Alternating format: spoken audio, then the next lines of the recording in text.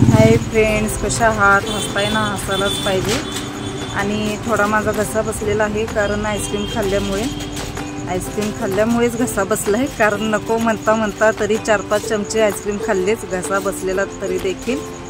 तर चला राहू दे. मग मी आज काय करत आहे, तर उद्या आहे कार्यक्रम उद्या आहे आणि माझी तयारी आज चालू झाली आहे. काय करायचं, शॉपमुळे वेळ भेटत नाही. तर चला म्हटलं केसांना थोडी शाईन आणूया.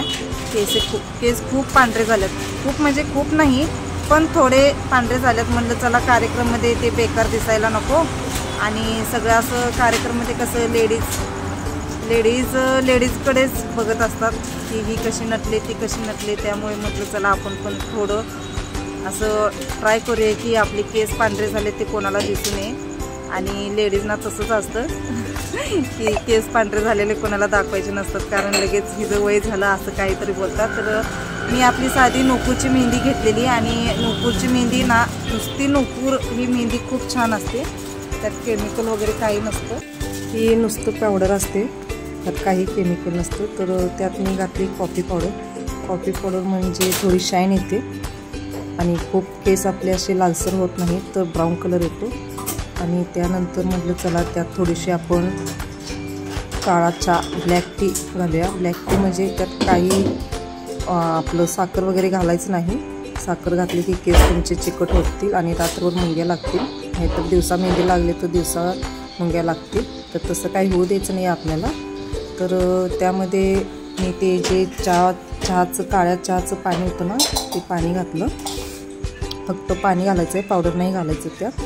आणि सगळे एकजीव करून घेतले. तर खूप जण काही तर घालतात त्यात, खूप म्हणजे कोण मेथी पावडर घालतं, कोण आपले संत्र्याची साल घालतात, तर कोण आपली दही घालतं, कोण अंडी घालतं. तर मी काही नाही, कारण कार्यक्रमाला जायचं होतं.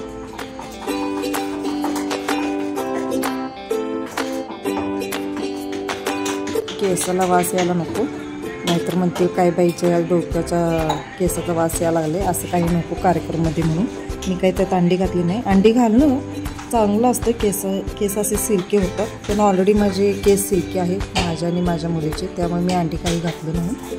आणि नंतर ती मेहंदी जी आपण काढली होती ना, ती मेहंदी मी आपली लोखंडी तव्यामध्ये घातली. कारण मेहंदी ना लोखंडी भांड्यामध्येच भिजवली, कारण त्याला आपल्याला जे केसांना लोह खनिजचं जे केमिकल लागतं ना, ते आपलं लोखंडी तव्यामधूनच मिळतं. तवा असू दे, तुमच्याकडे काही कढई असू दे, काही भांडं असेल तरी चालेल. तर तुम्ही त्यामध्ये भिजवू शकता. मी तर असेच करतो. तुम्ही कसं भिजवताय मला कमेंट करून सांगा नक्की. तर बघा ही मेहंदी भिजवली आली आहे. तर मी हे मेहंदी भिजवून ठेवते, नाही म्हणलं तर 5-6 तास मेहंदी भिजवायची ही. नंतर त्याला जी मेहंदी आहे ना, ती पूर्ण असं कलर त्याचा चेंज होतो, काळसर कलर येतो. आणि काळसर म्हणजे काळपट म्हणतात माझ्याकडे. काळपट कलर आला की नाही, ते केसांना पण असं बरगंडी कलर येतो केसांना. खूप लालसर पण केस होत नाहीत जेणेकरून. आणि खूप लालसर केस झाले ते खराब दिसतात आणि मला तसे नको होते केस, त्यामुळे मी लोखंडी भांड्यातच भिजवते. तर तुम्ही कसं भिजवता मला नक्की कमेंट करून सांगा. आणि मी साधं सिंपल अशी मेहंदी भिजवून ठेवलेली आहे.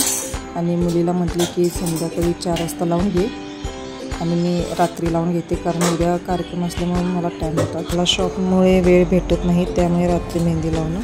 तर व्हिडिओ कसा वाटला, चॅनलला न्यू असेल तर लाईक करा, सबस्क्राईब करा आणि कमेंट करायला विसरू नका. चला बाय.